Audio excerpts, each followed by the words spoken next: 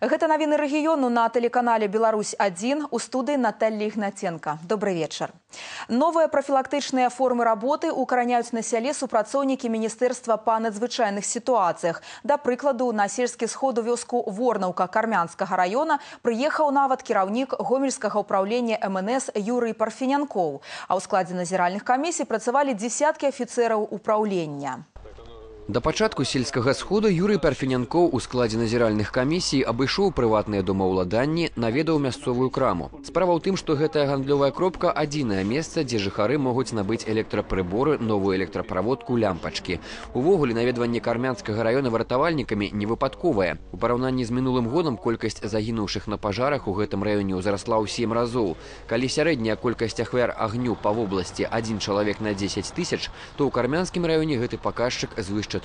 По аналитике, по статистике, количество погибших на селе больше, чем в городах, чем в городских поселках.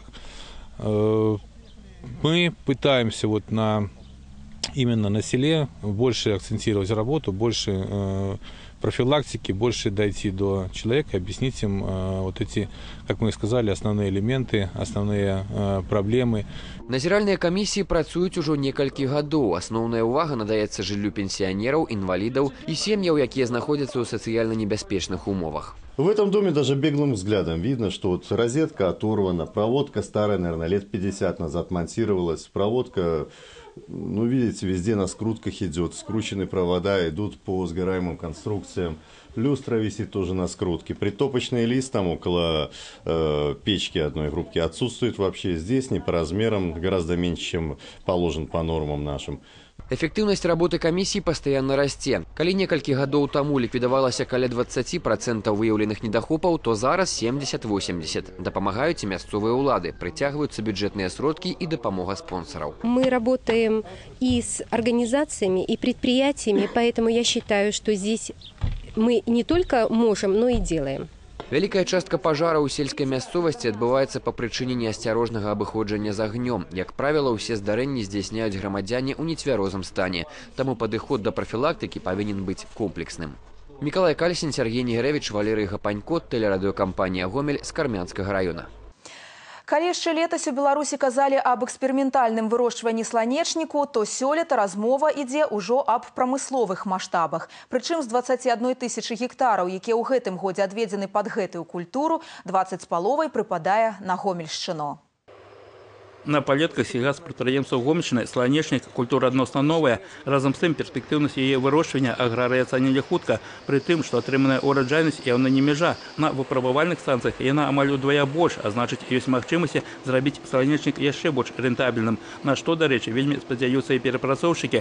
Гэта дазволіць забяспечыць больш поўную загрузку абсталявання. Зараз на складах агракамбіната «Паўднёвы» знаходзіцца каля 700 тонн насення сланечніку. Усяго ж сёлета яго плануецца прыняць ад гаспадарак каля 5000 тонн. Гэтага хопіць больш як на 3 месяцы без перапыннай работы. Перапрацоўку сланечніку ў агракамбінаце «Паўднёвы» пачалі ў гэтым годзе. Па вялікім рахунку, гэтая культура дазволіла дазагрузіць абсталяванне, якое выкарыстоўваецца для перапрацоўкі рапсу. Прыйшлося, правда, набыць дадатковую лінію, але затраты павінны акупіцца праз год. Изучили всю технологию, посетили заводы по переработке и просчитали, пришли к выводу, что нам это рентабельная и выгодная переработка и масла семян рапса, и подсолнечника. Як чакаецца, сёлета ўпершыню ад гаспадарак Гомельшчыны на перапрацоўку будзе пастаўлена 20 тысяч тонн насення сланечніку. У наступным годзе яго аб'ёмы павінны ўзрасці.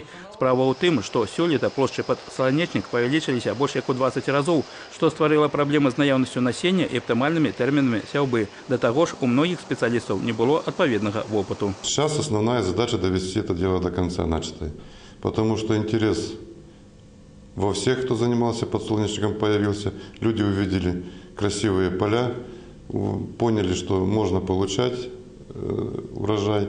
И сейчас сделать работу над ошибками, закрепить этот опыт. И я думаю, что перспективы развития этой культуры в нашей области есть однозначно. Олег Сентюров, Игорь Марыщенко, телерадиокомпания «Гомель». Гомельшчына на высокім узроўні праявіла сябе на першым нацыянальным форуме «Музеі Беларусі», што прайшоў у Гродні. Наш рэгіён прадстаўлялі 8 музеяў. Сімвалічна, што менавіта такую ж колькасць узнагарод Гомельская вобласць і заваявала на конкурсе «Музеі Беларусі» трэцяму тысячагоддзю. Уражаннямі ад культурнай падзеі і планамі на будучыню падзяліліся непасрэдныя ўдзельнікі мерапрыемства сёння падчас прэс-канферэнцыі. Першы нацыянальны форум «Музеі Беларусі» паказаў увесь нераскрыты патэнцыял музейнай справы нашай краіны. Замежныя наглядальнікі, якія выступалі ў ролі неафіцыйных крытыкаў, выказалі прапановы па актыўным развіцці музейнага турызму на тэрыторыі Беларусі. Вось толькі патрэбна чымсьці зацікавіць патэнцыяльных наведвальнікаў нашых айчынных музеяў. Гомельшчына знайшла адзін належны спосаб, чым і прыцягнула ўвагу да сваіх музеяў усіх удзельнікаў форуму. У меня есть такая мысль, что все-таки каждому музею хотя бы нашей Гомельской области дать свое лицо. И тогда каждый турист, вот мы на карте, когда сможем разместить эту карту нашу музейную, уже любой потенциальный турист будет видеть: ага, мне интересна эта культура, мне интересна эта культура, мне интересна. Он уже может выбирать и ездить. А так мы все как братья-близнецы, у всех краеведение. Першы крок у гэтым накірунку быў зроблены падчас форуму. Усе 8 музеяў, што былі прадстаўлены ад Гомельскай вобласці, паказалі свае асаблівасці, свае так званыя фірменныя экспазіцыі. У планах на бліжэйшую будучыню стварыць паўнавартасную тэматычную карціну, характэрную для кожнага з музеяў Гомельшчыны, і нават змяніць іх назвы. На конкурсе «Музеі Беларусі» трэцяму тысячагоддзю, які праходзіў у рамках форуму, гомельскі палацава-паркавы ансамбль быў прызнаны лепшым музеем краіны. Акрамя таго, ён атрымаў 5 дыпломаў пераможцы і лаўрэата конкурсу, у тым ліку і за лепшую арганізацыю турыстычнага абслугоўвання. Наш стенд и стенды наших коллег-музеев Гомельской области были очень ярко представлены на форуме. Приятно, что это отметило компетентное жюри во главе с заместителем министра культуры. Приятно, что это отметили наши коллеги, и, конечно же, приятно, что это отметили международные эксперты, потому что в таком сложном деле, как музейная работа, критерии оценки у каждого представителя могут быть совершенно разные. Дыпломы лаўрэатаў конкурсу атрымалі таксама Веткаўскі музей народнай творчасці за лепшае прадстаўленне стэнду і музей ваеннай славы за рэалізацыю лепшага культурнага праекта па ваенна-патрыятычным выхаванні. Евгения Кімцова, Ігор Марышченко, тэлерадыёкампанія «Гомель». Заўтра распачнецца цыкл перадач «Ялтинскія сустрэчы», прысвечаны 55-годдзю гомельскага тэлебачання. У новым праекце нашай тэлерадыёкампаніі гледачы ўбачаць народных артыстаў Расіі Юрыя Назарова і Александра Потапова, заслужаную артыстку Расіі Людмілу Мальцеву, знакамітага крымскага журналіста Барыса Левіна, паэта і грамадскага дзеяча Анатоля Усава. Гэта восень багата на знамянальныя для тэлерадыёкампаніі «Гомель» падзеі. Нядаўна журналісты вярнуліся з 2 прэстыжных міжнародных тэлекінафорумаў, дзе з поспехам прадэманстравалі свае работы, якія былі адзначаны спецыяльнымі дыпломамі і граматамі. Вынікам паездкі ў Ялту сталі не толькі ўзнагароды, але і цыкл перадач «Ялтинскія сустрэчы». У першай перадачы з цыклу, якая выйдзе ў эфір заўтра ў 17:50 на тэлеканале «Беларусь-2», творчая брыгада тэлерадыёкампаніі «Гомель» прапануе інтэрв'ю з дуэтам акцёраў Людмілы Мальцевай і Юрыя Назарова. Без сумненняў, Юрый Владимирович уваходзіць у першую дзесятку вядомых акцёраў кіно. Ён адзін з тых, да каго глядач можа, як да добрага знаёмага, падысці на вуліцы з гутаркай за жыццё. У актыве Назарова каля 190 роляў у гістарычных фільмах, ваенных драмах і серыялах. Добра ведаюць аматары тэатральнага мастацтва і заслужаную артыстку Расіі Людмілу Мальцеву. Яе вобразы ў кіно і на сцэне – прыклады прафесіяналізму і сапраўднага таленту. Ялтинский телекинофорум – достаточно масштабное событие, в котором ежегодно участвуют известные кинорежиссеры, актеры, сценаристы и журналисты из 27 стран мира. Конечно же, участвуя в этом замечательном событии, съемочная группа телерадиокомпании «Гомель» не смогла не воспользоваться возможностью и пообщаться с такими известными, интересными собеседниками. Я с огромным удовольствием работала над этим проектом, так как в нем принимали участие интересные люди, журналисты, актеры, поэты, которые делились своими творческими планами, рассказывали о своем отношении к современному кино, телевидению. Дмитрий Котов, Валерий Гапанько, телерадиокомпания «Гомель». Сёння ў Гомелі адбыўся расійска-беларускі фестываль народнага спорту пад назвай «Веру ў перамогу». Для гомельскіх навучэнцаў былі арганізаваны цікавыя спартыўныя спаборніцтвы і гульні, а для студэнтаў і маладых спецыялістаў спецыяльныя трэнінгі. На адным з мерапрыемстваў пабывала і наш корэспандэнт Вераніка Варашыліна.